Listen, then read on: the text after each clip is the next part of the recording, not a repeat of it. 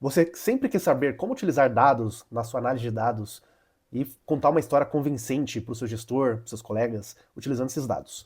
Hoje eu vou ensinar para vocês como fazer isso e nessa série de vídeos eu vou utilizar como base um livro muito bom que é muito recomendado por todos os profissionais da área de dados. Ele se chama Storytelling com Dados.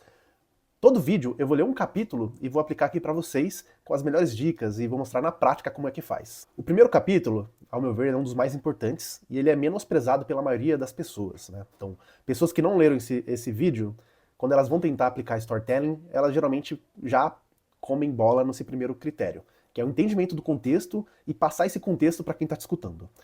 Eu li esse capítulo e vou passar as melhores dicas aqui para você. Então fica até o final desse vídeo, porque se você ficar até o final desse vídeo, você vai se diferenciar bastante dos seus concorrentes e das pessoas que estão aí, você vai conseguir a sua promoção tão sonhada. Qual que é a arma mais importante quando você está querendo transformar os seus dados em uma storytelling, né? Uma história legal? É o contexto. Você tem que entender o contexto e tem que conseguir transmitir esse contexto. E essas são as dicas que o livro te dá para que você consiga fazer isso. O sucesso da visualização, ele começa muito antes de você construir o primeiro dashboard ou qualquer gráfico. Ele começa dessa parte do contexto. Então, você tem que entender qual que é a diferença das análises, né? O que você está fazendo? Você está explorando ou você está explicando? Então, qual que é a diferença aqui específica? Quando você está explorando, você está, na verdade, tentando descobrir os padrões. Então, basicamente, é isso que você vai passar para a pessoa que está do outro lado. Já a explanatória, né, que é a fase 2, você está explicando esses conceitos. Uma você entende, na outra você explica. Tá? E quais são as perguntas essenciais dessa fase? Quem é o público? Você vai apresentar para o seu gestor, você vai apresentar para um colega, você vai se comunicar com o cliente. O que você quer que essas pessoas saibam? Né? Qual é a mensagem principal? E depois que você identificou qual é a mensagem principal, como que você vai se comunicar? Por exemplo, aqui, eu estou me comunicando com pessoas que querem entender mais sobre como realizar análise de dados. Essas pessoas já estão estudando e elas querem obter esse conteúdo de como elas vão se comunicar melhor. Então, é com essa pessoa que eu estou me comunicando. E como eu vou me comunicar? Eu vou me comunicar de uma forma que você entenda didaticamente o que eu quero. Então, eu tenho que mostrar para você como que você vai conseguir se portar nessas reuniões. Já com o cliente, por exemplo, você teria que adequar a sua comunicação. Se você está falando com uma pessoa que tem um background técnico, você vai se comunicar de uma forma mais técnica, porque ela vai entender o que você está falando. Se você está falando com gestores, com diretores, você tem que ir direto ao ponto. Você não pode florear muitas coisas, você não pode dar muitos detalhes, porque senão você vai acabar perdendo essa plateia. Então, quem é o público, que mensagem principal que você quer se comunicar e como você vai se comunicar, qual é a maneira. Então, ele também, né, esse capítulo, ele dá algumas dicas aqui para cada um desses bullet points que eu passei para vocês. Tem uma regra na comunicação que ela fala que você tem que ser mais genérico e que você não deveria estar utilizando tantos termos específicos para sua área, né? Então, se você é um cientista de dados, garanto que você tem vários e vários termos específicos e técnicos. Só que na hora que você está falando com uma pessoa que não é da área, se você utiliza esse termo, você está tendo um ruído de linguagem. Então, seja mais genérico. Troque esse termo, né, técnico, por um silogismo, uma analogia, uma metáfora, algo que a pessoa consiga compreender. Conheça quem vai tomar a decisão, então você tem que falar diretamente com as pessoas que vão tomar essas decisões e qual é a relação sua com esse público, né? Qual é a sua familiaridade? São pessoas próximas de você ou são pessoas que elas estão em outra organização? No Brasil, especificamente, a gente tem uma proximidade um pouco maior. Então, esse tópico aqui, ele é muito utilizado para quem está lá fora, né? Para quem é dos Estados Unidos ou da Europa, por exemplo, onde você tem uma distância e isso acaba influenciando bastante a forma que você fala com essa pessoa, né? Até mesmo o uso de conjugação, por exemplo. Entre os franceses, você tem que utilizar outro tempo verbal, né? Outra pessoa, né? Você tem que utilizar vous ao invés de tu, por exemplo. Só para dar um caso bem específico aqui, no Brasil você não tem tanta essa diferença. Então, ok, mas claro que você tem que prestar atenção, porque se a distância for muito grande, se for esperado um tipo de distância grande, você tem que colocar isso na sua comunicação, tá bom? Aqui já na parte do que o seu público, né, o que você quer que seu público saiba, então, quando você está realizando o seu trabalho de análise de dados, você fez a sua análise, você já está pensando ali quais são os gráficos que você vai colocar, está muito claro para você qual é a mensagem principal. O que seus gráficos, qual a história que eles estão contando? Qual é a principal mensagem que vai ficar para a pessoa depois que você for embora? Na hora que você está fazendo sua análise, você entendeu dos dados o que eles querem dizer, você já tem uma linha clara na sua mente do que você tem, quais são as descobertas, e agora você tem que passar para a sua apresentação. Então, você vai decidir de 1 a 3 coisas que você quer que as pessoas que estão assistindo a sua apresentação, que elas retenham do seu conteúdo. Não mais do que isso, porque quanto mais coisas vocês querem que as pessoas retenham da sua comunicação, pior vai ficar. Então, por exemplo, aqui eu estou dando poucos insights para vocês, e também tem uma diferença, né? Porque esse vídeo aqui você pode retornar algumas vezes para pontos específicos. Mas quando você está numa reunião, ao menos que ela seja gravada, dificilmente as pessoas vão voltar e vão recapitular tudo aquilo que você está falando. Então, por isso que é importante que você gire em torno de 1 a 3 coisas no máximo na sua apresentação. Também você não pode achar que é óbvio aquilo que você está falando e que as pessoas tenham claro, sem que você fale aquilo que você quer falar. Então, por exemplo, se esses dados derem a entender tal solução, fale tal solução. Não fique achando que as pessoas vão ter o mesmo insight que você, até porque você está mais imerso nesses dados. Então, você tem que ser bem claro no que você está falando. Você tem que mostrar os gráficos, os dashboards, e por conta desses dados, essa é a ação sugerida. Ou isso que significam esses dados. Não presuma que as pessoas já estão descobrindo, que as pessoas já sabem aquilo que você está falando. E provoca uma reação, né? Uma recomendação ou discussão. Então, sempre seja propositivo. No mundo de consultoria, por exemplo, a gente chama isso de so what, né?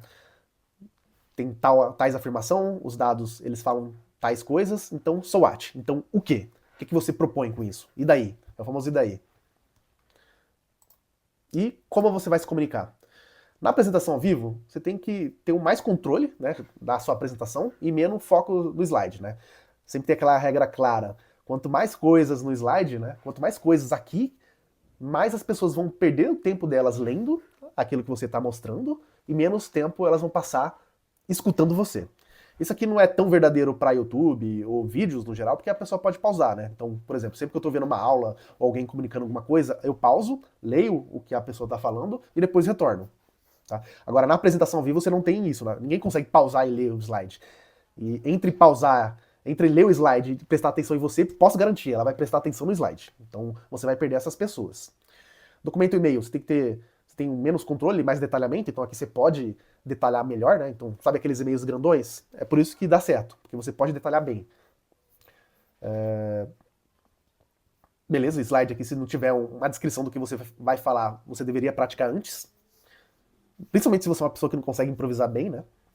E adapte o tom, né? Tipo, você pode ser leve, técnico, inspirador, sério. É aquilo que eu já falei para vocês. Varia, seja intencional na sua comunicação, né? Então, pense assim na apresentação. Terá tal público, né? Vai ser um gestor, então eu posso fazer minha comunicação um pouco mais íntima, né? Porque o meu gestor ele me conhece. Agora vai ter um diretor que faz reunião trimestral, então eu vejo ele uma vez a cada 3 meses. Então, como que eu gostaria que fosse minha comunicação com essa pessoa? Seja intencional. Tem a dica que o livro dá também, dá. Você tem que resumir em 3 minutos, né? Então, quando você, por exemplo, você fez uma análise aqui, seu gestor pediu uma análise e de repente ele foi almoçar contigo, né? Ou ele te encontrou ali, você estava indo buscar um cafezinho, e ele te pergunta como que tá aí na análise. Ele espera que você dê uma breve apresentação de 1, 2, 3 minutos do que você tá vendo. Então, é legal que você também consiga resumir a sua apresentação, o que você descobriu, a sua análise, em 3 minutos. Então, é bem famoso isso aqui para quem é empresário, né? Que é o famoso, tá buscando investimento, né? Isso se chama elevador pitch, que é você conseguir falar sobre o seu pitch de negócios em 3 minutos. Isso aqui também funciona para quando você está realizando análises, tá? Ok. Aqui algumas perguntas que o livro dá para entendermos o contexto. Quem que é o público tomador de decisão? O que está em jogo aqui, né? Qual que é o contexto? Porque geralmente te pedem para fazer uma análise porque eles querem decidir alguma coisa. Tem um contexto por detrás. Entenda esse contexto antes de você sair fazendo suas análises, tá? Quais são os dados que sustentam ou contradizem a sua ideia. Então é interessante que você saiba para você não ser pego com as calças arriadas, né? Porque sempre acontece de uma reunião algumas pessoas trazerem alguns pontos que são contra. Então, se você já estudou, já sabe o que está contradizendo aquilo que você vai falar, você vai estar mais preparado. Se você não fizer isso, corre o risco de alguém levantar algum ponto e você não saber responder e cai por terra tudo aquilo que você queria trazer.